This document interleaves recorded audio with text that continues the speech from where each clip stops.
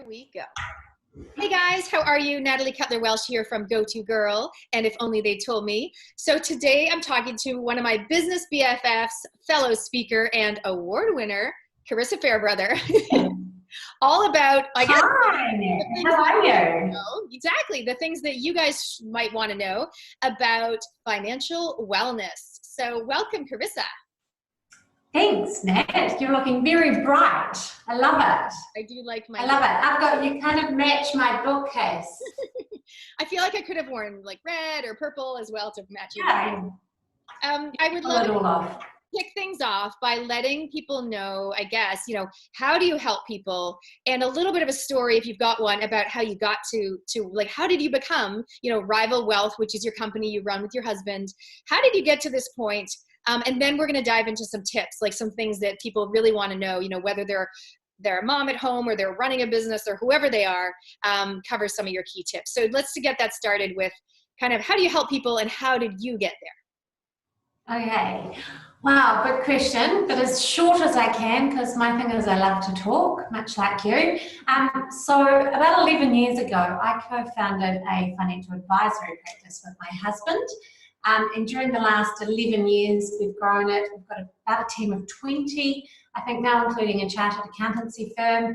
I didn't do it by myself. We had 3 kids in less than 3 years. They're thankfully all now at school, only just. And we deal with clients across the country. My sweet spot and the thing that I really enjoy is people who are self-employed, in couples, in family businesses. And the reason being is that's what I do and live and breathe every day. And I'd like to think we do it pretty well. But also it's, I suppose I notice a lot. So a lot of what I know is not I know from experience. It's I notice what other people do right. And I also take notice what other people do wrong or could have done differently. So I'm very much about helping people become financially organized, shift to the next level and make better choices. Like the sort of like the Dr. Libby is to health, I'd like to think I am to wealth, and that you get some key things, and it's not about all or nothing, and you can't go from zero to hero, but with education and financial education and understanding a few bits and pieces and how they fit together, hopefully setting people up for, to make successful choices. I love it. And I love how you said financially organized, because I think that's what we desire. I think people want to be financially organized. They might think, oh, it's so confusing, or I don't understand it, but we know we kind of should or need to. 2 words that I don't like using, but in this case, it's true. We do need to be aware, don't you find, of what our financial situation is.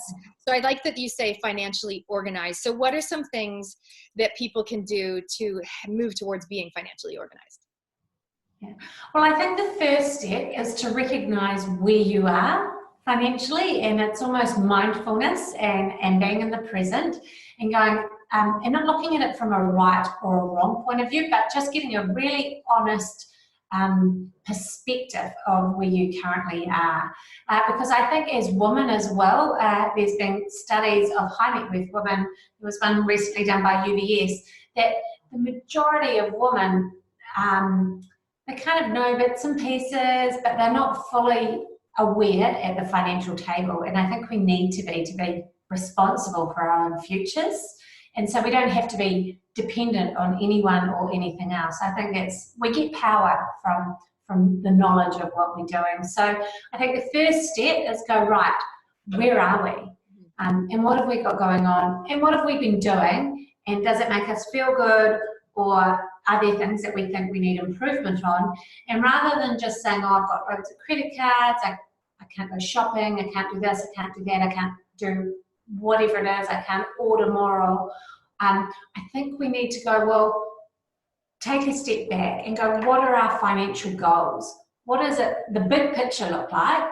And that will help us understand the smaller choices that we make on a day-to-day decision. For example, if your goal is to rapidly repay your mortgage, you're probably not just going to go out and buy a spa pool at the farm fair.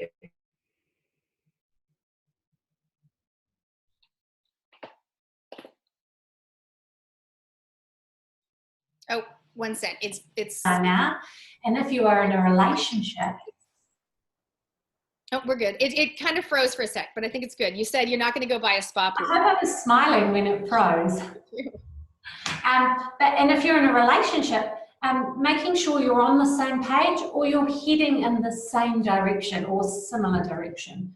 You want for the same things later in life. Yes, and on that note, you guys who watch me or listen to me know I'm obsessed with keeping the love alive. And I actually did a video the other day for some people it's a private video for some people on my team, and that was the topic. I was like, how to keep the love alive as you grow your business. And yeah, I think the same thing is sometimes when couples are like, one might be in denial and the other, the spender, the saver, and whatever. But it's like, I think you're right. You got to be on the same page about where you want to go, or else it's going to be like. Yeah, the majority of money issues or marriage issues around money is because we're not communicating, because we haven't actually said, hey, this is what I want, or what do you want, or why do you think that's okay, or, we just need to have those conversations. I think I've told you this before, Nat, and I've actually gone past it, but my husband is also a financial advisor and recognised as probably the top investment advisor, one of the top investment advisors in the country. So you can imagine he is pretty old, tight on the old purse strings. And after I had my kids, I went crazy getting a new wardrobe because it was the first time in years that I had a body to wear decent clothes. And we were bickering the whole time, but then as soon as I said, well, how much am I allowed to spend? And I had like a little, we had a system or a solution for it. We haven't had that fight again, because it came out in the open and we go, well, how do we fix it? Or what do you feel comfortable with? And when I asked him how much I could spend a year on myself, or clothes for the kids, he actually gave me more than I would have given myself. So it was great. It's managing those expectations. Yeah, and even those discussions are interesting. And even the languaging, I'm not loving the languaging you're talking about. Like, I asked him, how much can I spend? And he said, this much. That's interesting, isn't it? Yeah. The concept that we have to ask permission. But I bet if you reword it, go, hey, how much, for us as a family, where does the money go and what's important to us? And for me, having had 3 babies in, 3 years or whatever, what is realistic? What is a realistic amount of money? So you come to an agreement. And then there's like me a few weeks ago, Matt comes home and I'm like, look what I bought. And I'm like, this. And he's like, great. Yeah. Probably the languaging wasn't, to be fair, exactly that. But I think it is important because when you are at opposite ends of the spectrum, you have to really meet someone where they are. Okay, so if possible, he wouldn't spend anything. He's got, that's not his jam. And I think it goes with anything financially. You've got to go and meet someone where they are to then break the ice sometimes, to have those tougher conversations. I think it's great that Matt's understanding, but we don't all have understanding other halves. No, what I'm saying is he was kind of like, oh, really? Because I didn't say to him, hey, I'm thinking about buying this new chair. Yeah. But I think you're right, because what the prelude to that purchase was us going last year, me going, I want to redo the lounge because that's where I do my videos and that's where I have people coming for business. And so it was part of that budget that we as a family had said. So we had. So you discussed it. That's the point. I think that's the point, is you need to, if you are going to spend and you'll spend something that you've made together, you have to discuss it before you do it. You can't do something and then apologize. And it's not about asking for permission, it's just about communicating. Like Tim would never not let me get something, but it was just that managing those expectations of what actually was, which was fair and reasonable, considering we were had a joint goal, and that by my doing X, it was taking away from what he thought was a joint goal. And so I think when you take your eye off the ball and you take your eye off the bigger picture, that's when these fights and things can sort of escalate. So we just need to be really good about where we're at, understand where we're at, have open communication. There is a solution as long as we can talk about it.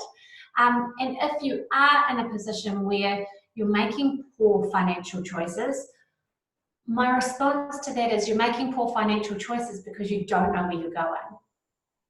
Because that couch for you wasn't a poor financial choice. My wardrobe, it wasn't a poor financial choice. It's just different people and different relationships, they value things differently. So, and do you find that some people come to you and like, so yeah, in both of those cases, they were what I'd call like an empowered choice about purchasing. And Matt had said to me, listen, the lounge, like it's your gig, you know, and we decided this is a budget, but he didn't really want to be included in like which color and do you like this cushion or that cushion? No.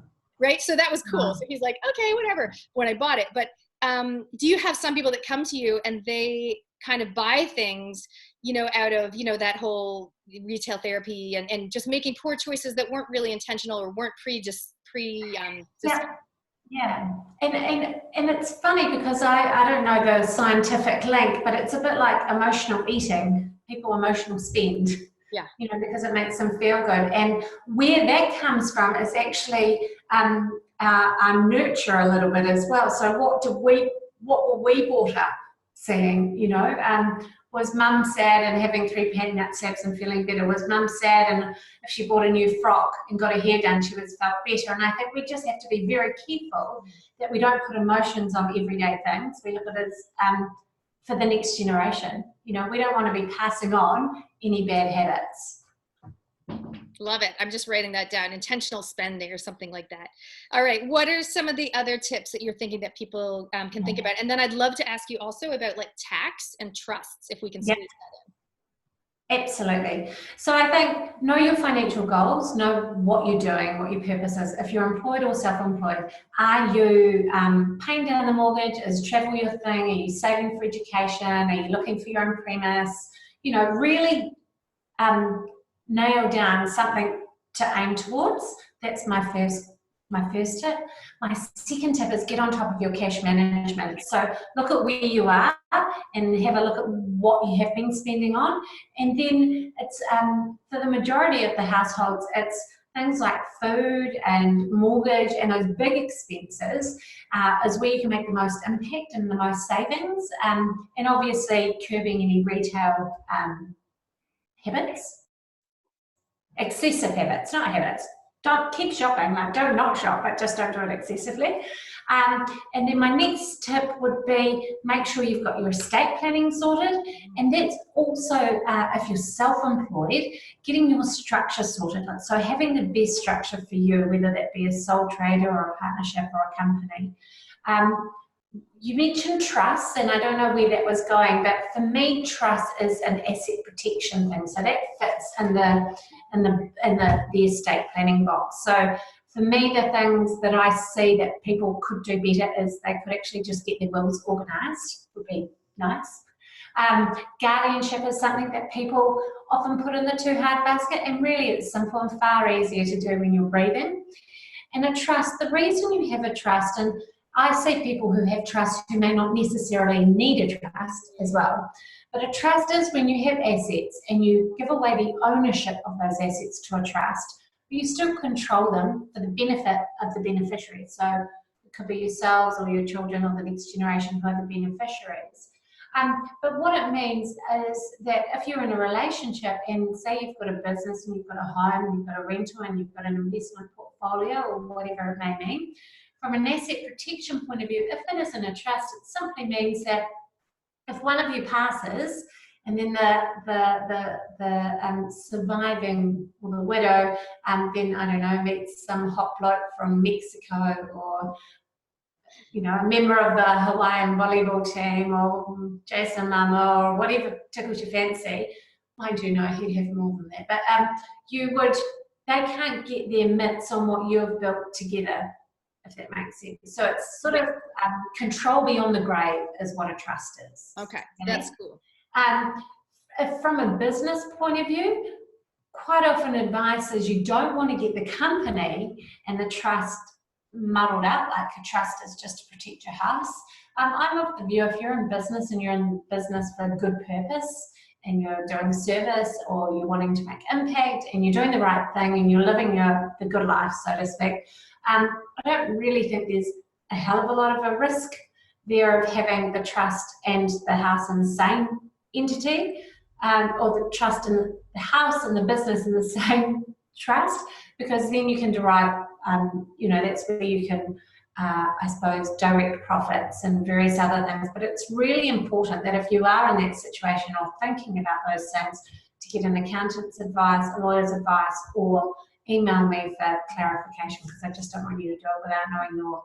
Yeah, and I guess that's the thing. It's quite a specific kind of scenario. So I was going to say, hey, you guys, if you're watching, either, like, I guess you can ask a question, but otherwise they can just contact you, because everyone's got a different kind of scenario. So for more specifics, I guess, on any of these. Personalized advice. So this is general advice. So for personalized advice, I'm happy for people to email me at Carissa, CARISA @rivalwealth.co.nz. And if you Google Carissa or Rival Wealth, I'm pretty sure you'll find me. You'll find you. Okay, cool. And I'll put the website link. I won't put the email in, but I'll put the website link above, and they can find you, which is awesome. You had sorry, I wrote down trust, but you also talked about taxes. Yeah. There's a couple of things we're certain of in life, and that's when you're going to die and when you're going to have to pay taxes. It's reality, and everyone does it. So I think it's really important to have a great accounting relationship. Your accountant is going to be moving in the future away from just doing the numbers and running your reports to actually someone who gives you good advice and helpful advice. When you are, if you're self-employed, there's a couple of ways you can pay yourself. You can pay yourself through PAYE, which is pay as you earn tax, so you're paying tax as you go. And people love that because it gives them certainty, but and they know they're not going to get behind in the tax with the tax man. Or you can pay yourself through drawings, which is then when you get into the situation of provisional tax, etc. There are some real advantages to taking drawings in terms of ACC and KiwiSaver, especially if you're self-employed. But what I would say is, if you are a spender and you are not good with money, it may not suit you, because you do have to put tax aside every time you receive income. You have to be diligent about it. And once you've been in business a couple of years, you need to be able to look back and sort of know the percentage of what that income is that goes straight into the tax account, so that you don't have to worry about it. And that's something for the business owners for sure. And I've been there in my early years where I wasn't putting enough aside, and then and the tax time comes and you're like, oh my gosh.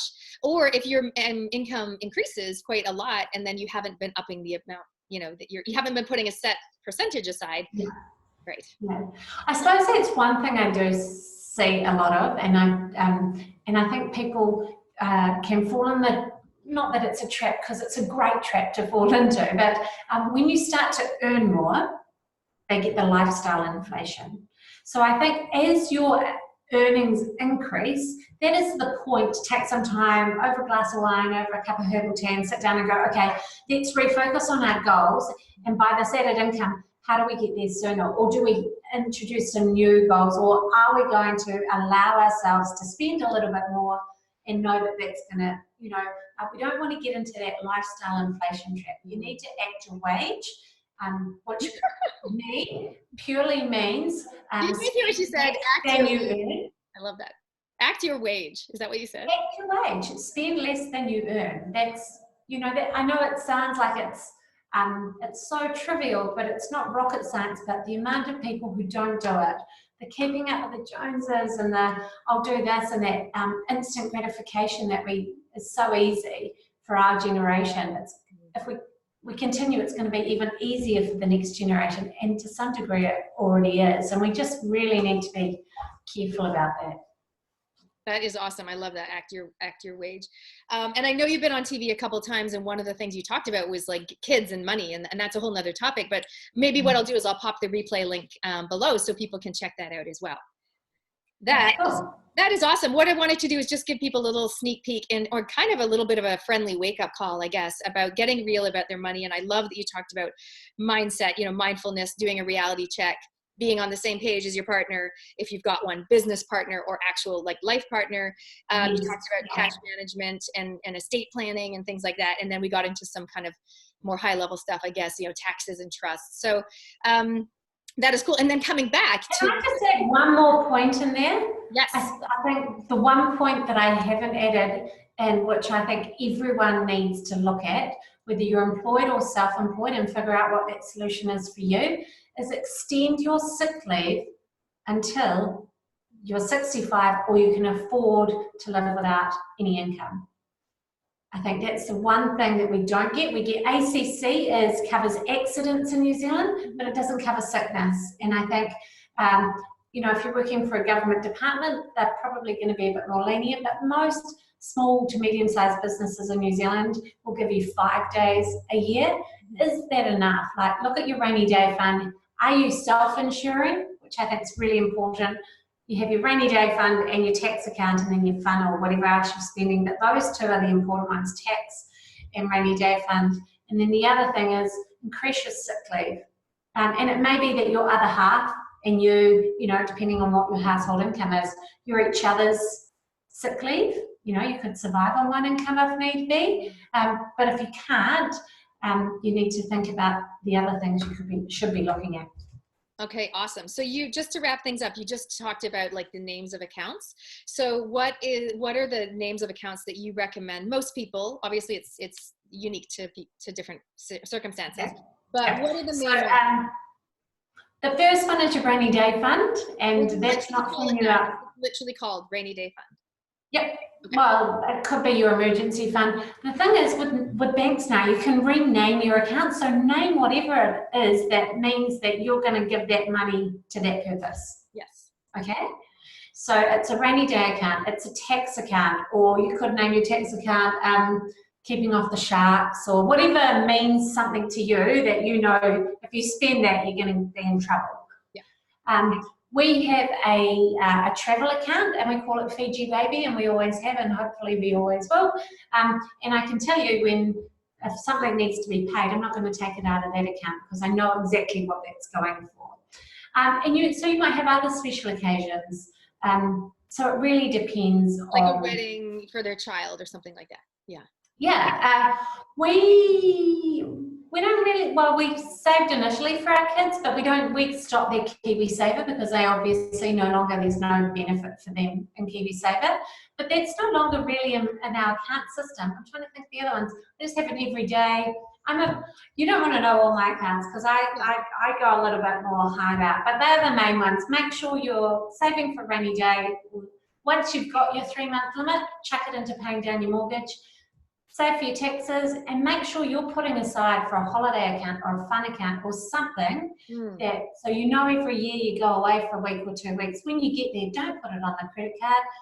Don't have holiday remorse. Do it and enjoy it because you planned for it. I love that. And one that I'll suggest, that I've suggested for a couple of years, is the Keeping the Love Alive account, or the Happy Marriage account or something like that, so that if you want to have a hotel night away or go out for dinner and a babysitter and a movie, you feel like, oh, we can't afford it, instead of, the can't mentality. Yeah, that's exactly what the Fiji Baby is, because it's only for Tim and I that go. Nice. Sounds awesome. All right. Thank you so much for sharing that with us. You guys, I'll put You're welcome. Thanks for having me. And awesome to see you guys. So comment below if you guys have any questions, and we'll be in touch. Bye.